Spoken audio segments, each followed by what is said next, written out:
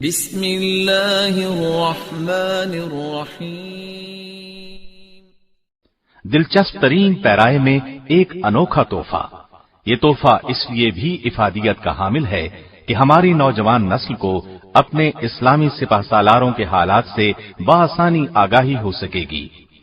ایک عظیم جرنیل کی کہانی جس نے روم اور فارس کے ایوانوں میں لرزہ طاری کر دیا، جسے نبی اکرم صلی اللہ علیہ وسلم نے سیف اللہ کا خطاب دیا۔ تو آئیے سنتے ہیں سیدنا خالد بن ولید رضی اللہ عنہ۔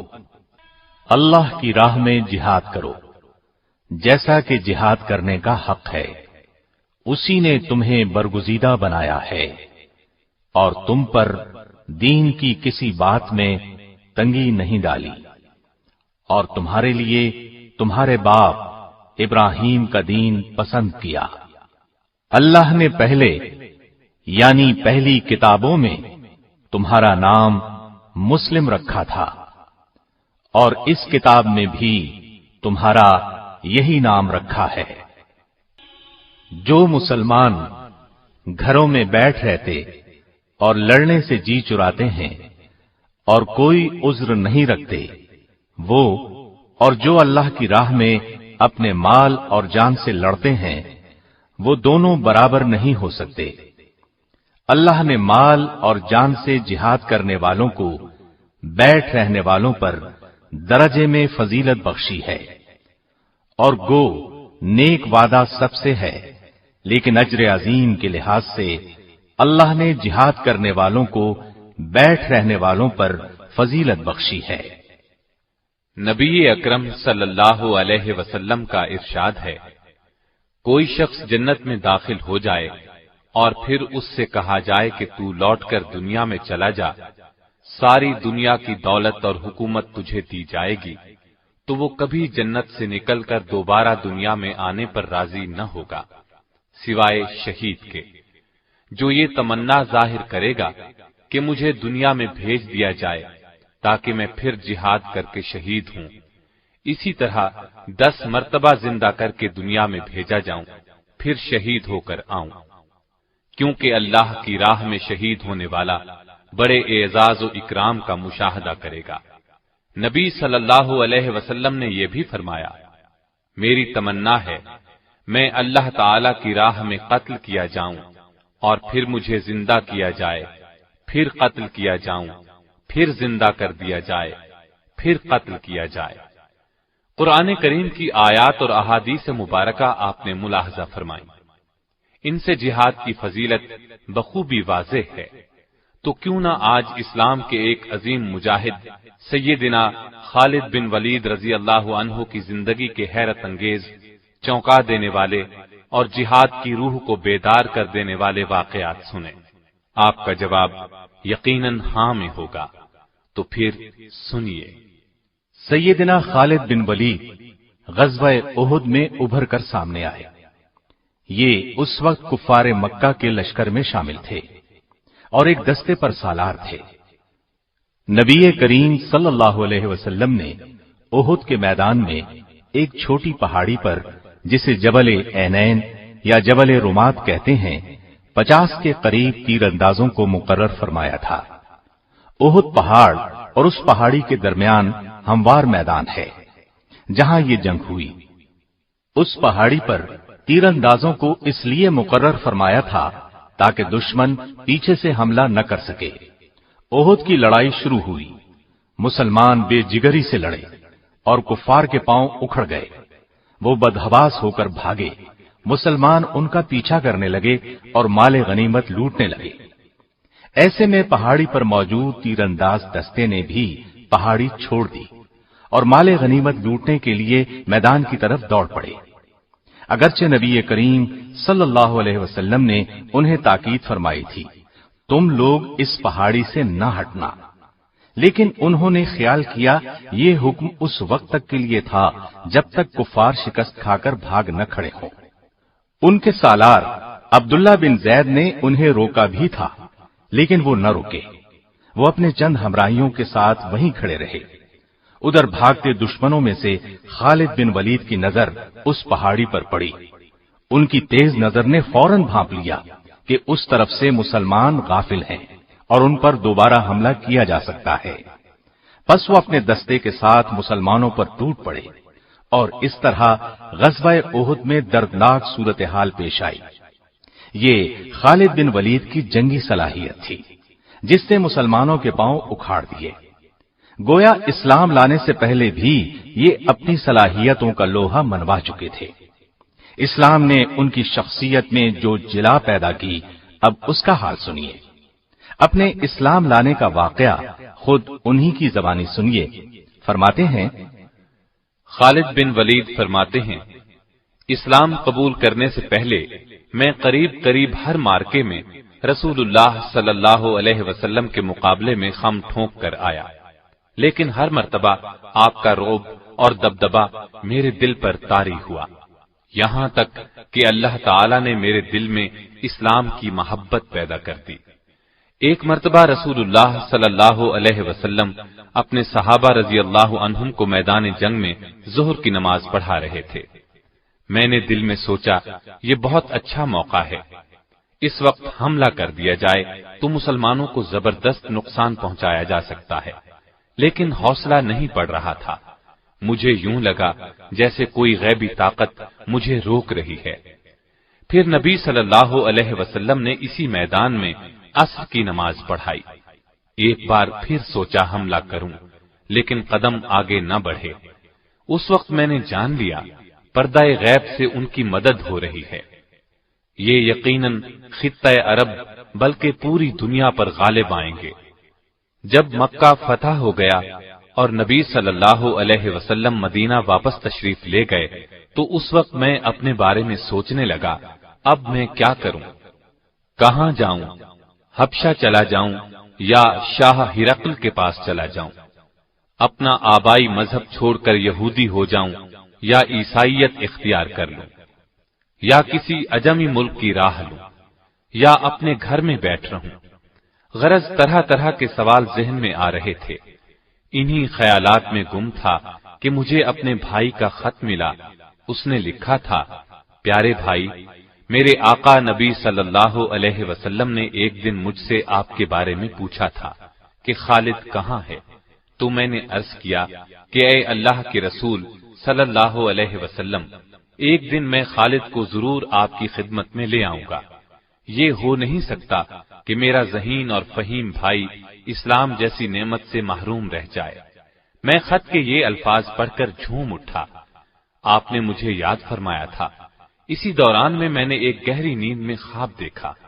کیا دیکھتا ہوں، ایک تنگ و تاریک اور بے آب و گیاہ جگہ سے سرسبز، شاداب اور کھلے میدان کی طرف جا رہا ہوں۔ آنکھ کھلی تو دل میں ایک خوشگوار احساس پیدا ہوا اور میں نے مدینے جانے کا پختہ ارادہ کر لیا۔ ساتھ ہی میں نے خواہش کی کہ مدینے کی طرف جانے کے لیے کوئی ساتھی مل جائے۔ میں نے عثمان بن طلحہ رضی اللہ عنہ سے اپنے دلی ارادے کا ذکر کیا۔ وہ خوشی سے میرے ساتھ چلنے کے لیے تیار ہو گیا۔ آخر ہم روانہ ہوئے۔ دوران سفر عمرو بن عاص رضی اللہ عنہ ملے۔ انہوں نے مجھ سے پوچھا، کہاں جا رہے ہو؟ میں نے بتایا، اسلام کی کشش مجھے مدینے کی طرف کھینچے لے جا رہی ہے۔ پھر میں نے ان سے پوچھا، اور آپ کا ارادہ کہاں کا ہے؟ انہوں نے کہا، یہی جذبہ لے کر میں گھر سے نکلا ہوں۔ اب ہم تینوں ایک ساتھ چل پڑے۔ یکم سفر 8 ہجری کو مدینہ طیبہ میں نبی صلی اللہ علیہ وسلم کی خدمت میں حاضر ہوئے۔ میں نے نہایت ادب اور احترام سے آپ کو سلام کیا۔ آپ نے مسکراتے ہوئے میرے سلام کا جواب دیا۔ میں نے کلمہ پڑھ کر اسلام میں داخل ہونے کا اعلان کیا۔ اس پر رسول اللہ صلی اللہ علیہ وسلم نے فرمایا، خالد، تمہاری دانش اور فہم و فراست کی بنا پر مجھے امید تھی کہ تم ایک دن ضرور اسلام قبول کر لوگے۔ میں نے نبی صلی اللہ علیہ وسلم کے ہاتھ پر بیعت کرتے ہوئے عرض کی، اے اللہ کے رسول، میرے لیے اللہ تعالی سے دعا کریں۔ میں لوگوں کو تلوار کے ذریعے اسلام سے روکتا رہا ہوں اور مسلمانوں کے لیے طرح طرح کی مشکلات پیدا کرتا رہا ہوں۔ نبی صلی اللہ علیہ وسلم نے میری پریشانی دیکھ کر فرمایا، گھبراؤ نہیں خالد، اسلام قبول کرنے سے دور جاہلیت کے تمام گناہ خود بخود مٹ جاتے ہیں۔ میں نے عرض کیا، اس کے باوجود میری درخواست ہے، آپ میرے حق میں ضرور دعا کریں۔ چنانچہ نبی صلی اللہ علیہ وسلم نے میرے لیے دعا فرمائی، الہی خالد بن ولید کو بخش دے، الہی خالد بن ولید پر رحم فرما، الہی اس کی جملہ خطائیں معاف فرما، بلا شبہ تو بخشنے والا مہربان ہے۔ خالد بن ولید فرماتے ہیں، میں نے اپنا خواب ابو بکر رضی اللہ عنہ کو سنایا تو انہوں نے تعبیر بیان کرتے ہوئے فرمایا، تنگ و تاریک جگہ سے مراد کفر و شرک کی زندگی ہے، اور سرسبز شاداب میدان سے مراد اسلام ہے۔ اللہ تعالی آپ کو کفر کی تاریکیوں سے اسلام کے وسیع اور روشن میدان کی طرف لے آیا ہے۔ اسلام قبول کرنا آپ کو مبارک ہو۔ خالد بن ولید کسی خوف یا لالچ کی بنیاد پر اسلام میں داخل نہیں ہوئے تھے۔ نبی کریم صلی اللہ علیہ وسلم کی شخصیت نے انہیں متاثر کیا تھا۔ اسلام کی عظمت ان کے دل میں گھر کر گئی تھی۔ انہوں نے جب تک اسلام قبول نہیں کیا تھا اس وقت تک یہ مسلمانوں کے خطرناک دشمن تھے۔ غزوہ احد کی مثال ہمارے سامنے ہے، لیکن جب یہی جواں سال مرد میدان اسلام کے پرچم تلے آئے تو ہر موقع پر انہوں نے سچے دل اور خلوص نیت کے ساتھ اسلام کے لیے تن من اور دھن کی بازی لگائی۔ انہوں نے اپنی پوری زندگی حق کی خاطر لڑتے ہوئے گزاری۔ ان کی زندگی میں بعض بہت مشکل لمحات بھی آئے، لیکن ہر مرحلے پر انہوں نے خوف اور نا امیدی کو اپنے قریب نہیں آنے دیا۔ انہوں نے جنگی تاریخ میں ایسے کارنامے انجام دیے کہ دنیا دنگ رہ گئی۔ آپ کی جرت، شجاعت اور عظمت کا اعتراف دشمن نے بھی کیا ہے۔ جرمن فوج کے سپہ سالار سے جب پوچھا گیا آپ کی کامیابی کا راز کیا ہے تو اس نے فوراً کہا، میں میدان جنگ میں مسلم جرنیل خالد بن ولید کے طریقے اپناتا ہوں۔ اس میں کوئی شک نہیں کہ خالد بن ولید ایک مدبر سپہ سالار تھے۔ یہی وجہ تھی کہ قیصر و کسریٰ ان کے قدموں میں آ گرے۔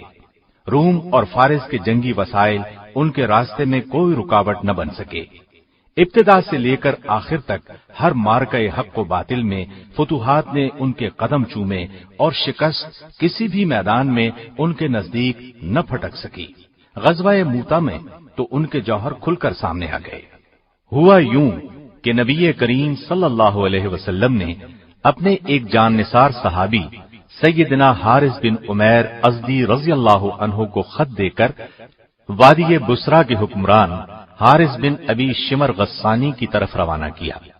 ابھی وہ شام کے صوبے بلقا کی موتا نامی بستی میں پہنچے تھے کہ صوبے کے گورنر شرابیل بن عمرو غسانی کو ان کی آمد کی اطلاع ہو گئی۔ اس نے انہیں گرفتار کر کے بے دردی سے شہید کر دیا۔ یہ غمناک خبر جب نبی کریم صلی اللہ علیہ وسلم تک پہنچی تو آپ بہت رنجیدہ ہوئے۔ اس کے علاوہ 15 صحابہ پر مشتمل ایک تبلیغی جماعت سرزمین شام میں مصروف تھی۔ ان تمام صحابہ کو دھوکہ دے کر بے دردی سے شہید کر دیا گیا۔ انہی ایام میں شاہ روم نے مدینہ منورہ پر چڑھائی کی دھمکی دی۔ ان تمام اسباب کی وجہ سے نبی اکرم صلی اللہ علیہ وسلم نے سیدنا زید بن حارثہ کی قیادت میں ایک لشکر روانہ کیا اور ساتھ ہی ارشاد فرمایا کہ اگر جنگ کے دوران زید شہید ہو جائیں تو جعفر بن ابی طالب کو سپہ سالار بنایا جائے، وہ شہید ہو جائیں تو عبداللہ بن رواحہ کو قائد بنایا جائے، وہ بھی شہید ہو جائیں تو مجاہدین اپنی مرضی سے قائد منتخب کر لیں۔ نبی کریم صلی اللہ علیہ وسلم نے لشکر کے لیے سفید رنگ کا پرچم بنایا اور سیدنا زید بن حارثہ کے حوالے کیا۔ لشکر کو آپ نے یہ وصیت کی کہ جس مقام پر حارث بن عمیر ازدی شہید ہوئے وہاں پڑاؤ کریں اور اللہ سے مدد طلب کرتے ہوئے ڈٹ کر دشمن کا مقابلہ کریں، اور دیکھنا کسی سے بدعہدی نہ کرنا، نہ خیانت کرنا، کسی بچے، بوڑھے یا عورت کو قتل نہ کرنا، اور نہ کسی گوشہ نشین راہب کی گردن اڑانا، کسی عمارت کو منہدم کرنا، نہ کوئی درخت کاٹنا۔ لشکر اسلام نبی کریم صلی اللہ علیہ وسلم سے یہ ہدایات دے کر اپنی منزل کی طرف روانہ ہوا۔ سرحدی صوبے بلقا پہنچا تو معلوم ہوا شاہ روم ہرقل نے ان مٹھی بھر مسلمانوں کے مقابلے کے لیے ایک بہت بڑا لشکر بھیجا ہے اور وہ میدان میں پڑاؤ ڈالے بیٹھا ہے۔ چنانچہ مجاہدین راستہ بدل کر موتا کے مقام پر پہنچ گئے۔ مجاہدین کی کل تعداد 3000 تھی، جبکہ رومیوں کا لشکر 2 لاکھ تھا۔ مسلمانوں نے بہت بے جگری سے دشمن کا مقابلہ کیا۔ گھمسان کا رن پڑا۔ سیدنا زید بن حارثہ نے اپنی قائدانہ ذمہ داری کا احساس کرتے ہوئے بہت زوردار حملہ کیا۔ اپنی مٹھی بھر فوج کے ساتھ چاروں طرف سے دشمن پر ٹوٹ پڑے۔ دشمن کی صفوں کو چیرتے ہوئے آگے ہی بڑھتے چلے گئے، یہاں تک کہ دیوانہ وار لڑتے ہوئے، بہادری کے جوہر دکھاتے ہوئے اور دشمن کو گاجر مولی کی طرح کاٹتے ہوئے بالآخر شہید ہو گئے۔ ان کے بعد سیدنا جعفر بن ابی طالب نے اسلام کا جھنڈا ہاتھ میں لے لیا، گھوڑے کو ایڑ لگائی اور آنن فانن دشمن کے لشکر کے درمیان میں پہنچ گئے۔ ان پر ٹوٹ پڑے اور تلوار کے جوہر دکھانے لگے۔ دشمنوں کو قتل کرتے رہے اور آگے بڑھتے رہے۔ ایک دشمن کے وار سے دایاں بازو کٹ گیا تو جھنڈا بائیں بازو میں پکڑ لیا۔ دشمن نے بایاں بازو بھی کاٹ دیا۔ آپ نے جھنڈے کو اپنے بچے کھچے بازوؤں کے سہارے سنبھالے رکھا، گرنے نہیں دیا۔ اس نے تاک کر تیسرا وار کمر پر کیا، آپ لڑکھڑائے اور زمین پر گر گئے۔ اس طرح آپ بھی شہادت کے رتبے پر فائز ہوئے۔ ان کے بعد نبی کریم صلی اللہ علیہ وسلم کے ارشاد کے مطابق سیدنا عبداللہ بن رواحہ نے جھنڈا سنبھالا۔ یہ بھی بہادری اور جواں مردی کے جوہر دکھاتے ہوئے شہید ہو گئے۔ مسلسل 3 جرنیلوں کی شہادت کے بعد مسلمانوں کے حوصلے پست ہوتے محسوس ہوئے۔ لشکر اسلام کا جھنڈا گر چکا تھا، ہر طرف پریشانی کا عالم طاری تھا۔ مجاہدین یوں بھی تعداد میں بہت کم تھے۔ ایسے نازک وقت میں سیدنا ثابت بن ارقم نے جھنڈا اٹھا لیا اور بلند آواز میں بولے، اے بھائی خالد بن ولید، مہربانی کر کے اس جھنڈے کو آپ اپنے ہاتھ میں لے لیجئے۔ اس مشکل ترین وقت میں آپ ہی قیادت کا فریضہ سر انجام دے سکتے ہیں۔ اس پر سیدنا خالد بن ولید نے فرمایا، آپ جھنڈا اپنے پاس رکھیے، آپ مجھ سے افضل ہیں، آپ نے غزوہ بدر میں بھی حصہ لیا ہے، لہذا لشکر اسلام کی قیادت آپ کا حق ہے۔ ان کی بات سن کر ثابت بن ارقم نے کہا، میدان کارزار میں اپنی جواں مردی کے جوہر دکھانے میں آپ سے بہتر اس لشکر میں کوئی نہیں۔ اللہ کی قسم، یہ جھنڈا میں نے آپ کے ہاتھ میں دینے کے لیے ہی اٹھایا ہے۔ مجھ سمیت سبھی کی خواہش ہے کہ ان سنگین حالات میں یہ ذمہ داری آپ سنبھالیں۔ یہ کہہ کر انہوں نے بلند آواز میں کہا، مجاہدو، کیا تم خالد بن ولید کو اپنا سپہ سالار تسلیم کرتے ہو؟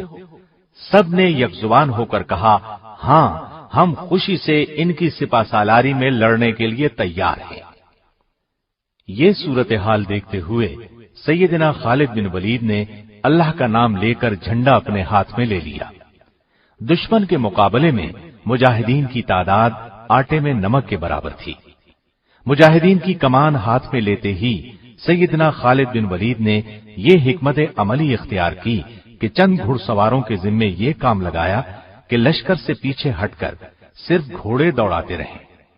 انہوں نے جب یہ کام شروع کیا تو وہاں گرد و غبار اٹھنے لگا۔ رومی لشکر یہ صورت دیکھ کر خوفزدہ ہو گیا۔ اس نے خیال کیا کہ مسلمانوں کو کمک پہنچ گئی ہے، اس لیے ان کے حوصلے پست ہونے لگے۔ خالد بن ولید نے اپنی فوج کو پیچھے سرکانا شروع کیا اور بڑی احتیاط اور حفاظت سے اپنے لشکر کو دشمن کے نرغے سے نکال لائے، ورنہ اسلامی فوج پوری طرح رومی فوج کے نرغے میں آ چکی تھی۔ پھر انہوں نے دوسرے دن لڑائی شروع ہوتے ہی زوردار حملہ شروع کیا۔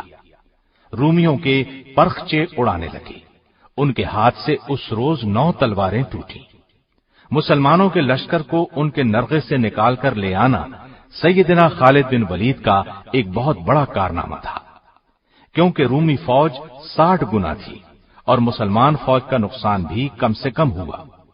مدینہ پہنچنے پر ان کا زبردست استقبال ہوا اور نبی کریم صلی اللہ علیہ وسلم نے انہیں سیف اللہ یعنی اللہ کی تلوار کا لقب دیا۔ آپ کے ذہن میں یقیناً سوال ابھر رہا ہوگا کہ اسلام لاتے ہی جنہوں نے یہ کارہائے نمایاں انجام دے ڈالے، وہ اسلام لانے سے پہلے کیسے تھے، کیا کرتے رہے؟ تو آئیے ہم ایک نظر ان کی اسلام سے پہلے کی زندگی پر بھی ڈال لیں۔ عرب کے تپتے ریگستان میں آپ نے پرورش پائی، بچپن ہی سے فنون سپاہ گری کی طرف متوجہ ہو گئے۔ ان کی جنگ جویانہ صلاحیتوں کو دیکھتے ہوئے قوم کی حفاظت ان کے سپرد کی گئی۔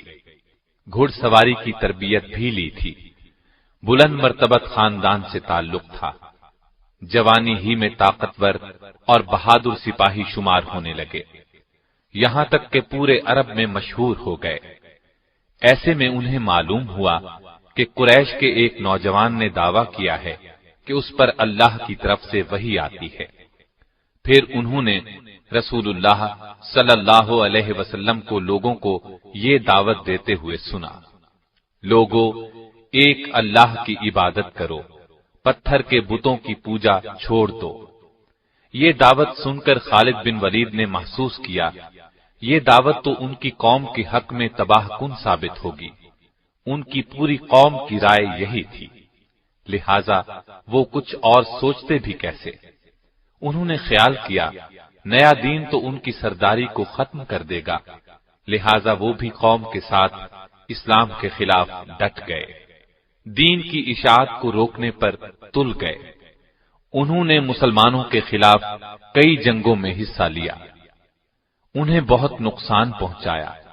اس کے باوجود انہیں یہ محسوس ہوتا رہتا تھا کہ قریش چاہے کچھ بھی کر لیں، اسلام کی دعوت کو روک نہیں سکیں گے۔ انہوں نے قریش کے ساتھ مل کر نبی صلی اللہ علیہ وسلم اور آپ کے صحابہ کو ستانے کا کوئی موقع ہاتھ سے نہ جانے دیا، مسلمانوں کا مکے میں رہنا ناممکن بنا دیا۔ آخر مسلمان مدینے ہجرت کر گئے۔ دین کے تحفظ کے لیے انہوں نے جوابی جنگ کی ٹھانی، چنانچہ غزوہ بدر کا معرکہ ہوا۔ قریش کے بہت سے سردار مسلمانوں کے ہاتھوں مارے گئے یا قیدی بنا لیے گئے۔ قریش کی اس ذلت آمیز شکست نے خالد بن ولید کو آگ بگولا کر دیا۔ وہ سوچ بھی نہیں سکتے تھے کہ مسلمان اتنی جلدی اس قدر مضبوط بھی ہو سکتے ہیں۔ اب اس وقت انہیں کیا معلوم تھا کہ مسلمانوں کے لیے اللہ تعالی نے آسمان سے مدد نازل فرمائی تھی۔ وہ مسلمانوں کے خلاف کوششوں میں سرگرم ہو گئے۔ بدر کی شکست کے بعد قریش نے فیصلہ کیا کہ مسلمانوں کے خلاف ایک اور جنگ لڑی جائے۔ اسلام کو مٹانے کے لیے 3000 کی فوج تیار کی، ساز و سامان سے اس فوج کو لیس کیا گیا اور ارد گرد کے قبائل سے مسلمانوں کے خلاف دشمنی کا معاہدہ کیا۔ اس کے بعد مدینے کی طرف روانہ ہوئے۔ احد کے مقام پر مسلمانوں سے سامنا ہوا، جن کی کل تعداد 700 تھی۔ اس لڑائی کا حال ہم بیان کر ہی چکے ہیں۔ اس میں ان کے جوہر کھل کر سامنے آئے تھے، لیکن قریش نے اس موقع سے فائدہ نہ اٹھایا۔ اس طرح مسلمان پھر پاؤں جمانے کے قابل ہو گئے۔ یہ دیکھ کر خالد بن ولید نے تہیہ کر لیا تھا کہ عرب کے دوسرے قبیلوں کا تعاون حاصل کر کے مسلمانوں کی دعوت کا یکسر خاتمہ کر دیا جائے۔ چنانچہ انہوں نے عرب قبائل کے 10,000 افراد کا ایک بڑا لشکر جمع کیا۔ اسی لیے اس جنگ کو جنگ احزاب کہا جاتا ہے۔ احزاب عربی میں حزب کی جمع ہے، جس کے معنی گروہ کے ہیں، یعنی اس موقع پر سارے اسلام دشمن گروہ اور قبیلے جمع ہو گئے تھے۔ عرب قبیلوں اور اسلام دشمن طاقتوں پر مشتمل اس لشکر نے مدینے کی طرف پیش قدمی کی۔ خالد اور قریش کے دوسرے لوگوں نے طے کیا تھا کہ وہ مدینے کو لوٹ لیں گے اور مسلمانوں کو غلام بنا کر مکے واپس لے جائیں گے۔ خالد بن ولید کو اس بات کا علم نہیں تھا کہ جنگ احد میں مسلمانوں کی شکست کا سبب کیا تھا۔ 50 سواروں میں سے بعض نے رسول اللہ صلی اللہ علیہ وسلم کی ہدایت پر عمل نہیں کیا تھا، اسی کا نتیجہ شکست کی صورت میں نکلا تھا۔ یہ لشکر مدینے کے مضافات میں پہنچا تو خالد بن ولید اور ان کے ساتھی یہ دیکھ کر حیرت زدہ رہ گئے کہ مسلمانوں نے شہر کو بچانے کے لیے اس کے ارد گرد ایک چوڑی خندق کھود لی ہے۔ خالد ایک تجربہ کار جنگجو ضرور تھے، لیکن یہ عسکری تدبیر ان کے لیے بالکل نئی چیز تھی۔ ان لوگوں نے بار بار خندق پار کرنے کی کوشش کی، لیکن ہر بار ناکام ہوئے۔ مسلمان پوری طرح چوکس تھے۔ جس طرف سے بھی خندق پار کرنے کی کوشش کی گئی، مسلمان آڑے آئے اور ایسے ہر دشمن کا صفایا کرتے رہے جو خندق پار کرنے کی کوشش کرتا تھا۔ محاصرے کو جب 1 ماہ گزر گیا اور کچھ بن نہ پڑا تو خالد بن ولید مایوس ہو گئے۔ انہیں یقین تھا کہ مسلمان ہتھیار نہیں ڈالیں گے۔ پھر اللہ کے حکم سے تیز آندھی چلی، اس نے کفار کو تتر بتر کر دیا، خیمے اڑا کر رکھ دیے۔ لشکر میں ہولناک افراتفری مچ گئی۔ خالد بن ولید نے انہیں روکنے کی کوشش کی، ان کا حوصلہ بڑھانے کی کوشش کرتے رہے، لیکن وہ لوگ اچھی طرح محسوس کر چکے تھے کہ مسلمان ہتھیار نہیں ڈالیں گے۔ آخر قریش بھاگ کھڑے ہوئے۔ دشمنوں سے نجات پانے کے بعد رسول اللہ صلی اللہ علیہ وسلم اور صحابہ کرام نے عمرے کا ارادہ فرمایا۔ وہ معمولی ہتھیاروں کے ساتھ اس امید پر مکے کی طرف روانہ ہوئے کہ قریش انہیں عمرے سے نہیں روکیں گے، لیکن جب یہ لوگ مکے کے نزدیک پہنچے تو وہ آڑے آئے۔ انہوں نے خیال کیا مسلمانوں کی آمد ان کے لیے خطرہ ہے۔ ایسے میں خالد بن ولید کچھ سواروں کے ساتھ آگے بڑھے اور حدیبیہ کے مقام پر مسلمانوں کا راستہ روک لیا۔ انہوں نے مسلمانوں کو للکارا، لیکن وہ تو گھر سے لڑنے کے لیے نہیں آئے تھے، لہذا خاموش رہے۔ آخر رسول اللہ صلی اللہ علیہ وسلم نے قریش کے ساتھ ایک صلح نامہ طے کیا۔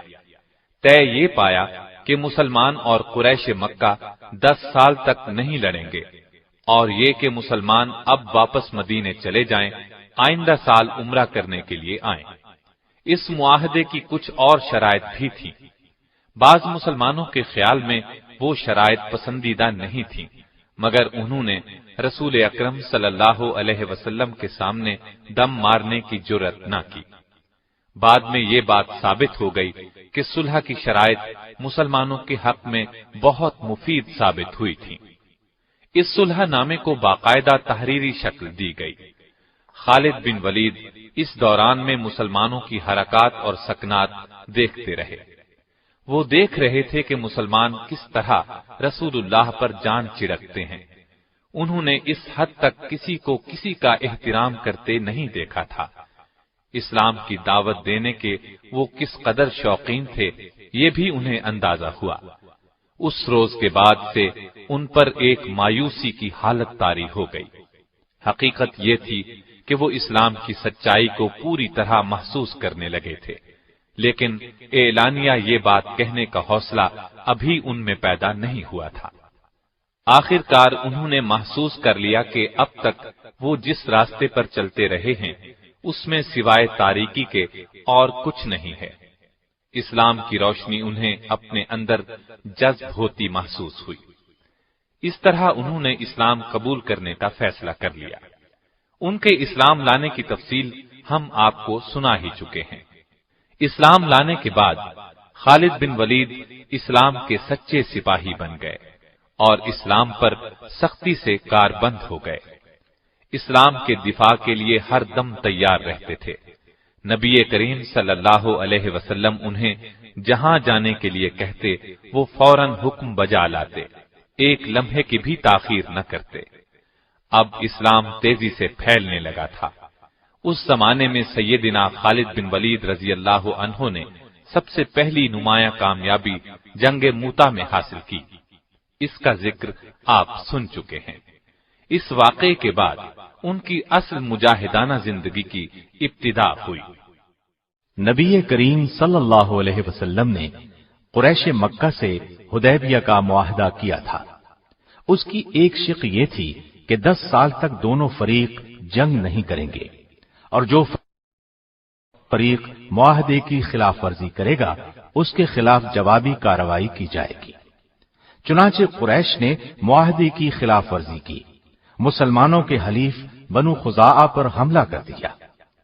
اس کے بعد انہیں احساس ہوا کہ ان سے بڑی غلطی ہوئی، اس غلطی کے نتائج ان کے لیے تباہ کن ہوں گے، اس لیے انہوں نے مسلمانوں سے نئی شرائط طے کرنے کی کوشش کی، لیکن رسول کریم صلی اللہ علیہ وسلم نے ان کا عذر تسلیم نہ کیا اور ان کے مظالم کا خاتمہ کرنے کا عزم کر لیا۔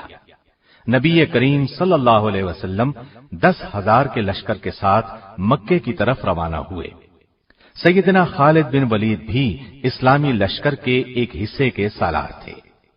نبی کریم صلی اللہ علیہ وسلم نے انہیں ہدایت کی کہ وہ معافی اور نرمی کا سلوک کریں، اس وقت تک خود حملہ نہ کریں جب تک ان پر حملہ نہ کیا جائے۔ خالد بن ولید اپنے دستے کے ساتھ مکے میں داخل ہوئے۔ وہ فوراً کعبے کی طرف بڑھے۔ کعبے میں مشرکین نے عبادت کے لیے ہر قسم کے بت رکھے ہوئے تھے۔ وہ نبی کریم صلی اللہ علیہ وسلم کے حکم پر ان بتوں کو توڑنے اور کعبے کے نواح سے بت پرستی کی نشانیاں مٹانے لگے، اور نبی کریم صلی اللہ علیہ وسلم نے مکے میں داخل ہو کر فرمایا، لوگو، آج کے دن تم آزاد ہو، تم میں سے کسی کو نقصان نہیں پہنچایا جائے گا۔ آپ صلی اللہ علیہ وسلم کا یہ اعلان سن کر خالد بن ولید نے محسوس کیا کہ نبی کریم صلی اللہ علیہ وسلم کس قدر عظیم انسان ہیں۔ جن لوگوں کے لیے آج عام معافی کا اعلان فرما رہے ہیں، کل انہی لوگوں نے آپ کو طرح طرح سے ستایا تھا، ظلم کے پہاڑ توڑے تھے اور ہر قسم کی زیادتی کی تھی، زیادتیاں کرنے میں کوئی کسر اٹھا نہ رکھی تھی۔ پھر انہوں نے دیکھا اسلام کا پرچم مکے کی ہر عمارت پر لہرا رہا تھا، فضا اللہ اکبر کی صداؤں سے گونج رہی تھی۔ ایسا منظر اس سرزمین نے پہلے کبھی نہیں دیکھا تھا۔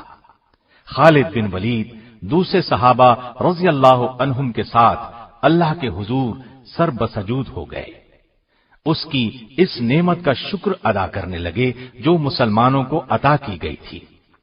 خالد بن ولید رسول اللہ صلی اللہ علیہ وسلم کے بہت نزدیک رہے۔ انہوں نے اسلام کے دشمنوں کے خلاف ہر جہاد میں حصہ لیا۔ نبی کریم صلی اللہ علیہ وسلم نے فتح مکہ کے بعد محسوس کیا کہ قبیلہ حوازن اسلام کے راستے میں رکاوٹ بن رہا ہے۔ آپ نے 12,000 مجاہدین کے ساتھ ان لوگوں پر چڑھائی کی اور انہیں سبق سکھایا۔ خالد بن ولید اس غزوے میں بھی شریک رہے۔ وہ عرب قبائل کو اسلام کے دائرے میں لانے کی تگ و دو کرتے رہے۔ مکے کے ارد گرد کے قبائل پر غلبہ پانے کے بعد مدینہ واپس تشریف لائے اور حج کی تیاری شروع کر دی۔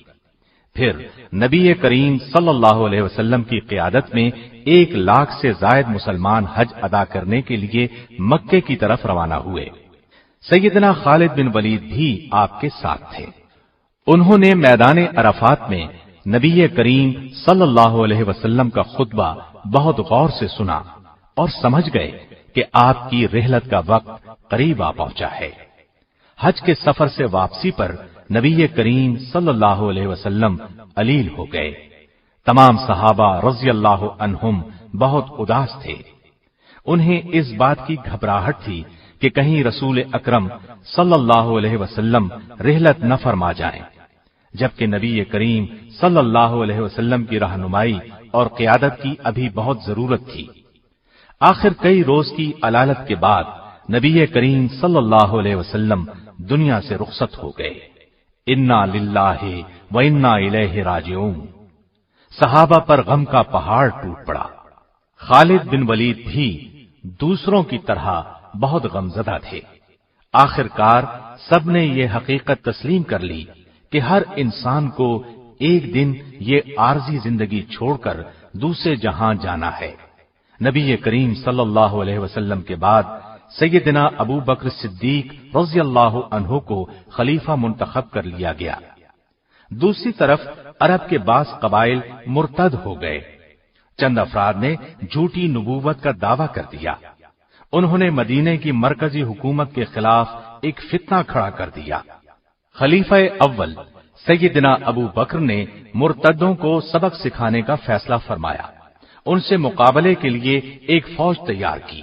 طلیحہ بن خویلد وہ ناہنجار شخص تھا جس نے نبی کریم صلی اللہ علیہ وسلم کے بیمار ہونے کی خبر سنتے ہی نبوت کا دعویٰ کر دیا تھا۔ سیدنا ابو بکر صدیق نے خالد بن ولید کو پہلے اس کی طرف روانہ کیا۔ آپ منزل پر پہنچے اور طلیحہ اور اس کے پیروکاروں کو شکست فاش دی۔ خالد بن ولید اس کے بعد مدینہ طیبہ پہنچے۔ صدیق اکبر نے مہاجرین اور انصار کے ایک لشکر کو ان کی قیادت میں دیا اور مسیلمہ کذاب کے مقابلے میں روانہ کیا۔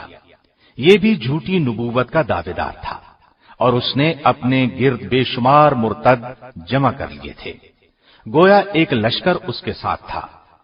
سیدنا خالد بن ولید سے پہلے اکرمہ بن ابی جہل اور شرابیل بن حسنہ کی فوج مسیلمہ سے شکست کھا چکی تھی۔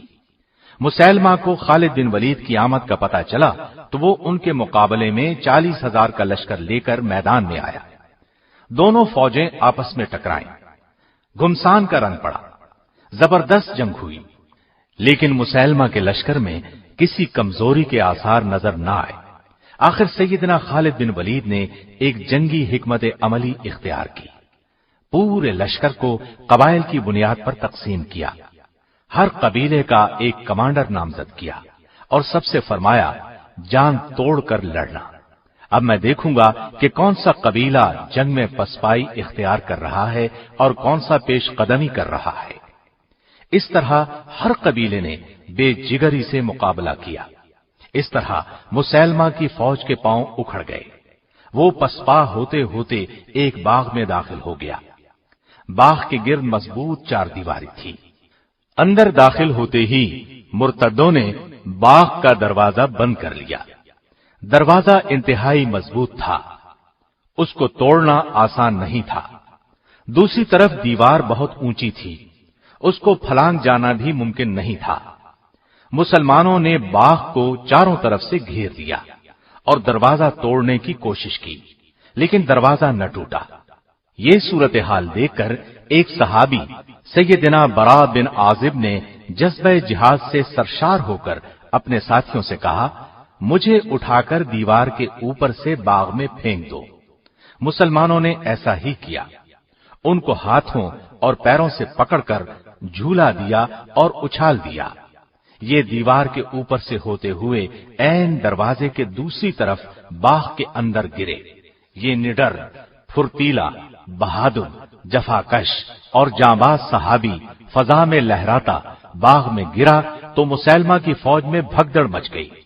انہوں نے خیال کیا کہ نہ جانے آسمان سے کیا بلا نازل ہوئی ہے، لیکن سیدنا برا بن عازب نے فوراً دروازہ کھول دیا۔ دروازے کا کھلنا تھا کہ لشکر اسلام نعرہ تکبیر لگاتا ہوا دشمن پر ٹوٹ پڑا۔ ایک بار پھر گھمسان کی لڑائی شروع ہو گئی۔ مسیلمہ کذاب وحشی بن حرب کے ہاتھوں مارا گیا۔ یہ وہی وحشی بن حرب ہیں جن کے ہاتھوں غزوہ احد میں سیدنا حمزہ رضی اللہ عنہ نبی کریم صلی اللہ علیہ وسلم کے پیارے چچا نے جام شہادت نوش فرمایا تھا۔ اس کے بعد یہ وحشی بن حرب مسلمان ہو گئے تھے اور آج ان کے ہاتھوں اسلام کا یہ بدترین دشمن اپنے انجام کو پہنچا۔ اس کے علاوہ اس کی فوج کے قریباً 1000 افراد بھی مارے گئے۔ باغ کے اندر ہر طرف لاشیں دکھائی دے رہی تھیں۔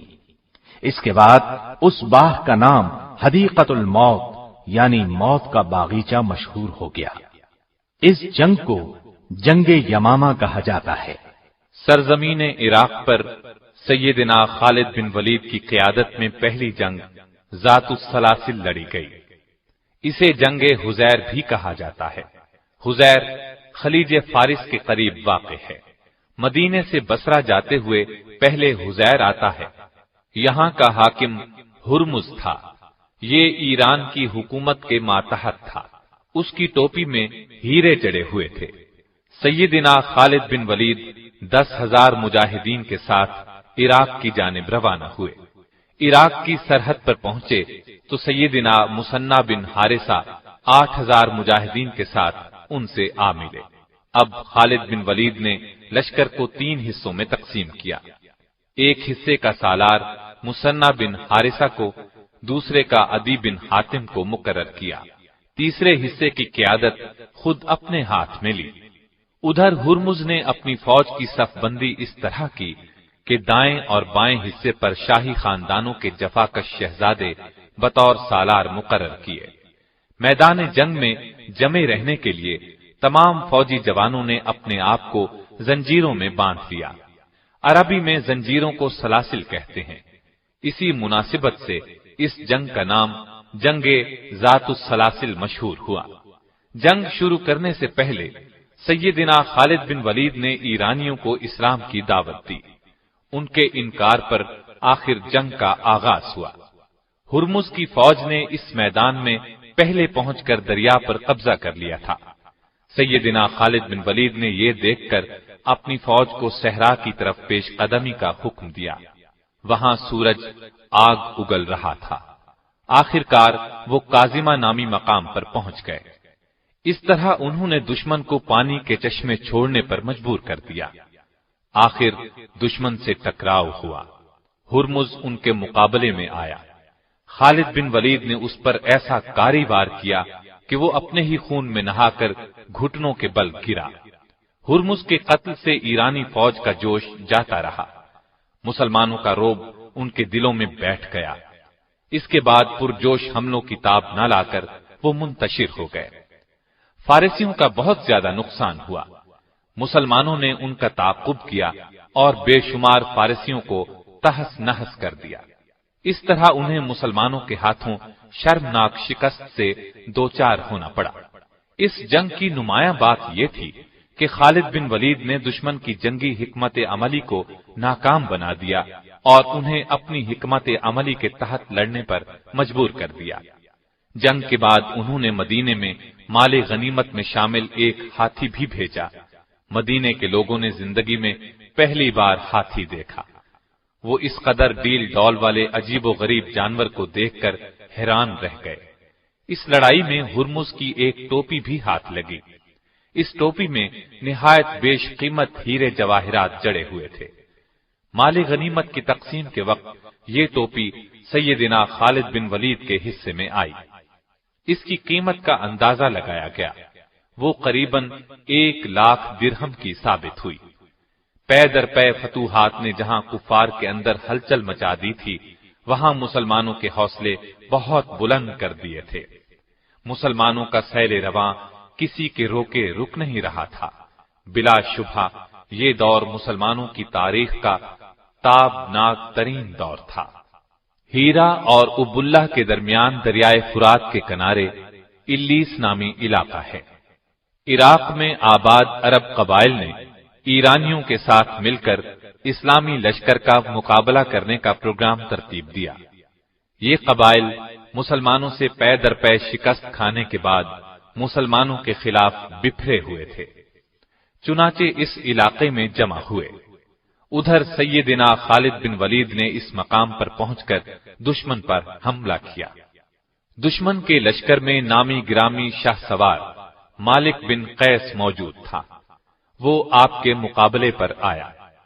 آپ نے ایک ہی وار میں اسے ڈھیر کر دیا۔ یہ منظر دیکھ کر دشمن فوج پر ہیبت طاری ہو گئی۔ لشکر کے لیے کھانا تیار تھا، لیکن ان پر ایسا خوف طاری ہوا کہ کھانا میدان میں چھوڑ کر بھاگ نکلے۔ اس کھانے میں سفید چپاتیاں تھیں جن سے مسلمان ناآشنا تھے۔ انہوں نے ایسا کھانا پہلی مرتبہ دیکھا تھا۔ مسلمانوں نے بھاگتے ہوئے دشمن کا تعاقب کیا اور انہیں کاٹتے چلے گئے۔ اس لڑائی کو جنگ الیس کہتے ہیں۔ کافروں کے 70,000 کے قریب آدمی مارے گئے۔ اس کے بعد سیدنا خالد بن ولید ہیرا کی طرف متوجہ ہوئے۔ عرب قبائل کو قابو میں رکھنے کے لیے ضروری تھا کہ ہیرا پر قبضہ کیا جائے، اس لیے اس عظیم جرنیل نے ہیرا کا رخ کیا۔ یہ علاقہ بھی دریائے فرات کے کنارے واقع تھا۔ سیدنا خالد بن ولید نے کشتیوں کے ذریعے راستہ طے کیا۔ ادھر ہیرا کے گورنر کو اسلامی لشکر کی پیش قدمی کا علم ہوا۔ اس نے اپنے بیٹے کی کمان میں بہت سے جنگجو روانہ کیے تاکہ مسلمانوں کی پیش قدمی کو ہیرا سے پہلے ہی روک دیا جائے۔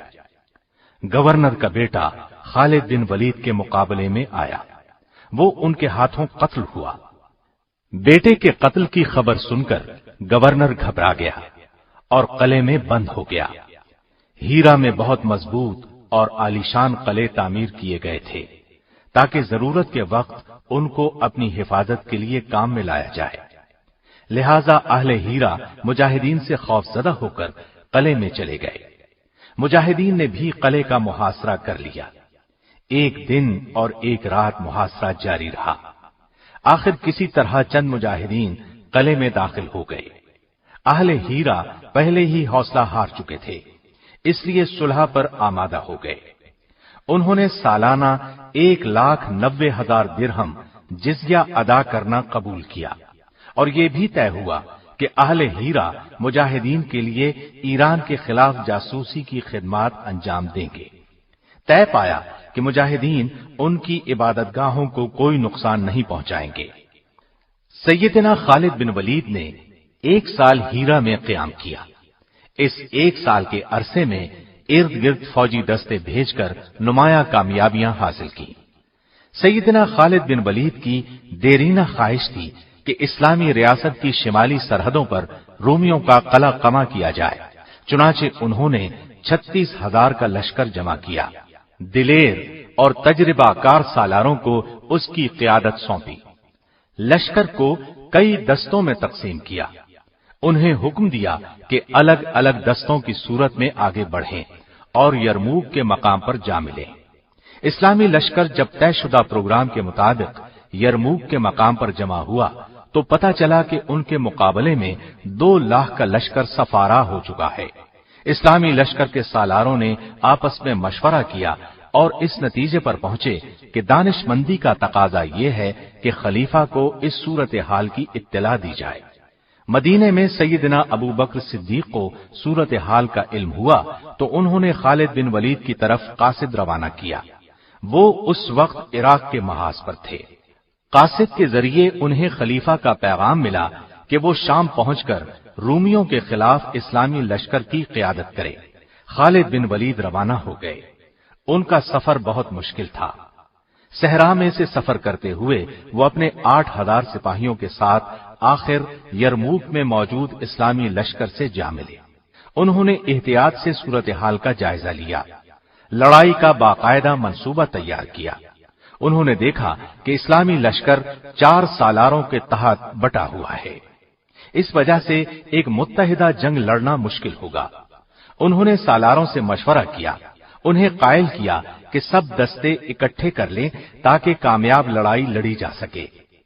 اس وقت انہوں نے فوج کے سامنے یہ تقریر کی: ہمارا آج کا دن اللہ کے لیے وقف ہے۔ دشمن پر فخر یا غصے کے اظہار کا کوئی فائدہ نہیں ہوگا۔ اخلاص کے ساتھ اس جہاد میں حصہ لو اور اللہ کی خوشنودی کے حقدار بن جاؤ۔ اپنے ساتھیوں سے انہوں نے یہ درخواست کی کہ پہلے روز فوج کی کمان انہیں سنبھالنے دی جائے۔ سب سالار ان کی کمان پر رضامند ہو گئے۔ جنگ شروع ہونے سے پہلے رومی سالار حامان نے خالد بن ولید سے ملاقات کی خواہش ظاہر کی۔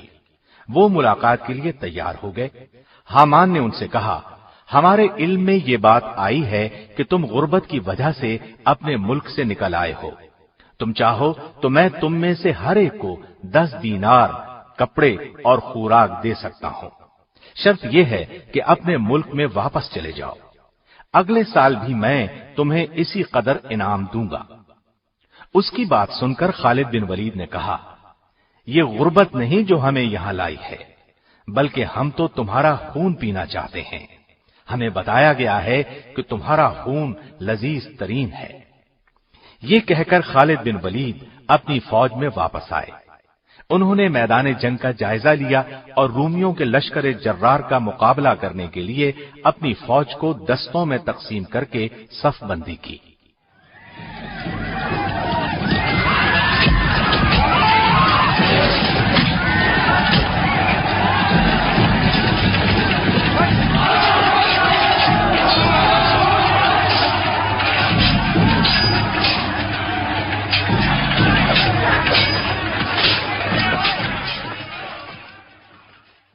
یرموک میں جب تلواریں تلواروں سے ٹکرائیں تو فضا اللہ اکبر کے نعروں سے گونج اٹھی، سر کٹ کٹ کر گرنے لگے، انسانی جسم گھوڑوں کے سموں تلے کچلے جانے لگے۔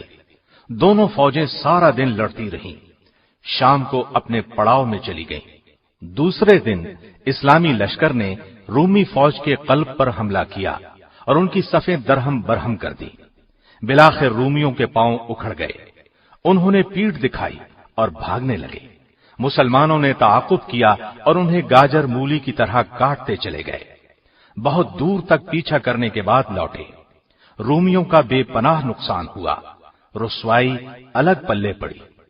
یہ بات بھی نہیں کہ خالد بن ولید صرف ایک جنگجو تھے، وہ اسلام کی عظمت کا ایک نشان بھی تھے، سچے مسلمان تھے، صرف اللہ کی رضا کے لیے ہر کام کرتے تھے۔ ان کی زندگی میں ایک نازک لمحہ آیا تھا، لیکن وہ اس وقت بھی ایک کھرے مسلمان ہی ثابت ہوئے۔ یرموک کی یہ لڑائی ہو رہی تھی، جنگ کا میدان گرم تھا۔ ایسے میں مدینے سے ایک قاصد آ پہنچا۔ اس نے لشکر میں موجود سیدنا ابو عبیدہ بن جراح کو خبر دی کہ رسول اللہ صلی اللہ علیہ وسلم کے خلیفہ ابو بکر صدیق رضی اللہ عنہ انتقال کر گئے ہیں اور سیدنا عمر بن خطاب مسلمانوں کے خلیفہ منتخب ہوئے ہیں۔ انہوں نے خالد بن ولید کو لشکر کی کمان سے معزول کر دیا اور آپ کو ان کی جگہ سپہ سالار مقرر کیا ہے۔ سیدنا ابو عبیدہ نے خط اس وقت تک خفیہ رکھا جب تک کہ جنگ ختم نہ ہو گئی۔ جنگ کے ختم ہونے پر وہ سپہ سالار کے پاس گئے، وہ خط انہیں دیا۔ انہوں نے خط پڑھا اور پوچھا یہ خط کب آیا تھا؟ ابو عبیدہ نے انہیں بتایا کہ یہ خط انہیں اس وقت ملا تھا جب جنگ عروج پر تھی۔ انہوں نے پوچھا آپ نے خط مجھے اس وقت کیوں نہ دیا؟ ابو عبیدہ نے کہا وہ وقت خط دینے کے لیے مناسب نہیں تھا۔ سیدنا خالد بن ولید نے ان کی تعریف کی، آگے بڑھ کر ان کی پیشانی چوم لی۔ اس وقت ان کی آنکھوں میں آنسو تیر رہے تھے۔ انہوں نے اسی وقت فوج کی کمان ان کے سپرد کر دی، پھر ان کی قیادت میں ایک سپاہی کی حیثیت سے لڑتے رہے۔ پہلے کی طرح کفر کے خلاف جہاد میں سرگرم رہے، یہاں تک کہ مسلمانوں نے فلسطین اور اردن کے تمام علاقے فتح کر لیے۔ انہوں نے رومیوں کو ان علاقوں سے نکال باہر کیا۔ رومی بادشاہ ہرقل کو اپنی فوج کی عبرتناک شکست کی خبر ملی تو وہ اپنے فوجی پڑاؤ ہمس کو چھوڑ کر واپس قسطنطنیہ چلا گیا۔ اس نے شام کو ہمیشہ کے لیے خیر باد کہہ دیا۔ یرموک کی لڑائی میں ایک دلچسپ واقعہ یہ پیش آیا کہ ایک رومی جرنیل جرجا نے سیدنا خالد بن ولید سے کہا ایک بات تو بتاؤ، کیا تمہارے نبی پر آسمان سے کوئی تلوار نازل ہوئی تھی جو انہوں نے تمہارے ہاتھ میں تھما دی اور تمہیں سیف اللہ کہا جانے لگا؟ اس پر سیدنا خالد بن ولید نے فرمایا اللہ تعالیٰ نے ہماری رہنمائی کے لیے ایک رسول بھیجا، ہم میں سے بعض نے ان کی تصدیق کی اور دل و جان سے ان کا ساتھ دیا، ان کی محبت کا دم بھرا، ان کے ہر حکم کے سامنے سر جھکا دیا، جبکہ بعض نے ان کی مخالفت پر کمر باندھ لی۔ پہلے میں بھی ایسے لوگوں میں شامل تھا، پھر اللہ تعالیٰ نے میرا دل اسلام کی طرف مائل کر دیا، میں رسول اللہ صلی اللہ علیہ وسلم کے دست مبارک پر بیعت کر کے دائرہ اسلام میں داخل ہو گیا۔ ایک موقع پر اللہ کے رسول صلی اللہ علیہ وسلم نے فرمایا خالد تو اللہ کی تلوار ہے، تجھے اللہ نے کافروں کا قلع قمع کرنے کے لیے بنایا ہے۔ सो इस तरह मेरा नाम सैफुल्लाह मशहूर हो गया। रूमी जर्नैल हामान ने पूछा, तुम किस चीज की तरफ दावत देते हो? उन्होंने जवाब दिया, हम अल्लाह की तौहीद और उसकी इबादत की तरफ बुलाते हैं। उसने फिर पूछा, अगर आज कोई शख्स इस्लाम ले आए तो क्या वो अज्र और सवाब में तुम्हारे दरजे और मकाम को पहुंच सकता है? ये सुनकर खालिद बिन वलीद ने फरमाया, यकीनन मुझसे भी 2 हाथ आगे बढ़ सकता है। ये सुनकर रूमी जर्नैल ने फौरन कहा, तब फिर मुझे भी मुसलमान कर ले। खालिद बिन वलीद को उसकी बात सुनकर बहुत खुशी हुई। उसे गुस्ल करने की हिदायत दी। गुस्ल के बाद उसे कलिमा शहादत पढ़ाया।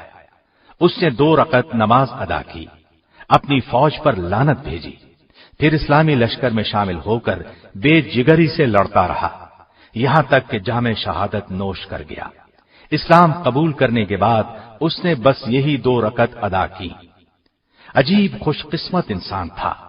इस लड़ाई के दौरान मुजाहिदीन का जज्बा जिहाद और शहादत का शौक देखने के काबिल था। सैयदना इकरमा बिन अबी जहल रज़ियल्लाहु अन्हु जोश और जज्बे के आलम में बोले, मैं इस्लाम कबूल करने से पहले किसी भी मार्के में पीठ फेर कर नहीं भागा, तो आज इस्लाम के दुश्मनों के मुकाबले में कैसे भाग सकता हूं? साथियों, आओ शहादत का शौक दिल में बसाकर आगे बढ़ें। ये कहा और चंद साथियों के साथ दीवानावार दुश्मनों की सफों को चीरते हुए रूमी लश्कर के ऐन दरमियान में पहुंच गए। इस तरह दुश्मन के नरगे में आ गए।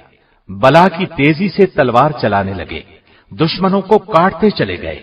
उन पर भी चारों तरफ से तलवारें बरस रही थीं। आखिर जामे शहादत नोश करके बहिश्ते बरी में पहुंच गए। खालिद बिन वलीद ने काफिरों के खिलाफ बेशुमार जंगें लड़ी, इस्लाम के लिए अपना सब कुछ वक्फ कर दिया। तमाम तर तजर्बे और जहानत से काम लेते हुए अल्लाह का नाम बुलंद करने की हर मुमकिन कोशिश की, और ऐन उन दिनों में जबकि उनकी सिपा सालारी का जादू सर चढ़कर बोल रहा था, जब उनकी जंगी तदबीरें अच्छे अच्छों के छक्के छुड़ा रही थीं, जब वो फुतूहात पर फुतूहात हासिल करते हुए आगे ही आगे बढ़ते चले जा रहे थे, और उनके आगे बांधा जाने वाला हर बंद घास फूस की मानिंद उड़ता चला जा रहा था, अमीरुल मोमिनीन सैयदना उमर फारूक रज़ियल्लाहु अन्हु का हुक्म उन्हें मिलता है। खत के अल्फाज थे, आपको इस्लामी लश्कर की सिपा सालारी से माजूल किया जाता है। ये खबर छोटी सी खबर नहीं थी। ये खत कोई मामूली खत नहीं था। एक ऐसे जबरदस्त अजीम सिपा सालार की माजूली का हुक्म था जिसे नबी करीम सल्लल्लाहु अलैहि वसल्लम ने अपनी जुबान मुबारक से सैफुल्लाह का खिताब दिया था। इस खत में उनकी माजूली का हुक्म था। उस अल्लाह के बंदे ने इस हुक्म को इंतहाई सब्र, सुकून और रिजामंदी से कबूल किया। शिकायत का एक लफ्ज भी उसकी जुबान से न निकला। मालूम हुआ कि वो तो सिर्फ अल्लाह की रजा के लिए लड़ रहे थे, सिपा सालारी के लिए नहीं, नामो नमूद के लिए नहीं। सिपा सालारी से माजूल होने के बाद उन्होंने ये नहीं किया कि सब कुछ छोड़कर अपने घर आ गए। उन्होंने एक सच्चे मुजाहिद की हैसियत से इस्लाम के दुश्मनों से लड़ाई फिर भी जारी रखी। सैयदना उमर फारूक से जब इस हैरत अंगेज और अनोखे फैसले के बारे में पूछा गया, उनसे सवाल किया गया, आपने खालिद बिन वलीद को क्यों माजूल कर दिया? तो आपने जवाब दिया, मैंने खालिद बिन वलीद को किसी गलती या जुर्म की सजा के तौर पर माजूल नहीं किया, बल्कि मैंने ये फैसला इसलिए किया कि मुसलमान कहीं ये गुमान न कर लें कि इन्हें फतूहात खालिद बिन वलीद की वजह से हो रही हैं। फतूहात हमें अल्लाह ताला की मेहरबानियों से हो रही हैं। बहरहाल सिपा सालारी छोड़कर एक आम सिपाही की हैसियत से लश्कर में शामिल रहना और इस्लाम के दुश्मनों से जंग जारी रखना उनका एक नाकाबिले फरामोश कारनामा है। तारीख ऐसी मिसालें पेश करने से कासिर है। ये अजीम जर्नैल अपनी जिंदगी में शहादत की तमन्ना करता रहा, जिंदगी भर दुश्मन से लड़ता रहा। उसके जिस्म पर कोई हिस्सा ऐसा नहीं था जहां जख्म का निशान मौजूद न हो। لیکن اللہ کی قدرت، شہادت کی موت ان کے نصیب میں نہیں تھی۔ دشمن جس کا نام سن کر کانپ جاتا تھا، وہ اپنی زندگی کے آخری دنوں میں ہمس شہر میں بستر پر لیٹا تھا اور آنسو بہاتے ہوئے غمگین انداز میں کہہ رہا تھا، افسوس، آج میں بستر کی موت مر رہا ہوں۔ اللہ کی قسم، میں نے شہادت کے شوق میں بے شمار جنگیں لڑیں، میرے بدن کا کوئی جوڑ، کوئی حصہ ایسا نہیں جس پر تیر یا تلوار کے زخم کا نشان نہ ہو، لیکن مجھے شہادت کی موت نہ مل سکی۔ اور ان الفاظ کے ساتھ ہی ان کی روح پرواز کر گئی۔ انا للہ و انا الیہ راجعون۔ ان کے انتقال کی خبر جب امیر المؤمنین سیدنا عمر فاروق کو ملی تو آپ بہت رنجیدہ ہوئے، اور جب آپ کو پتہ چلا کہ انہوں نے ایک گھوڑا اور جنگ میں استعمال ہونے والے ہتھیاروں کے سوا پیچھے کچھ نہیں چھوڑا تو آنکھوں میں بے اختیار آنسو آ گئے اور فرمایا، خالد واقعی عظیم انسان تھا۔ ان کا جنازہ اٹھایا گیا تو والدہ نے غم میں ڈوبے ہوئے لہجے میں کہا، میرے بچے، تو بلا شبہ ہزاروں میں ایک تھا، شیر سے بڑھ کر دلیر تھا اور دریا سے بڑھ کر سخی تھا۔ تو نے امت مسلمہ کا دفاع اسی طرح کیا جس طرح شیر اپنے بچوں کی حفاظت کرتا ہے۔ اللہ کا سایہ تم پر سدا رہے۔ میری دلی دعا ہے کہ آخرت میں تجھے راحت، آرام اور چین نصیب ہو۔ تو زندگی بھر میری آنکھوں کی ٹھنڈک اور دل کا سرور بنا رہا۔ اللہ تجھے آخرت میں خوشیاں نصیب کرے۔ بیٹا، میں تجھے رب کریم کے سپرد کرتی ہوں۔ خالد بن ولید رضی اللہ عنہ کو ہمس میں دفن کیا گیا۔ وہ آئندہ نسلوں کے لیے اس بات کی علامت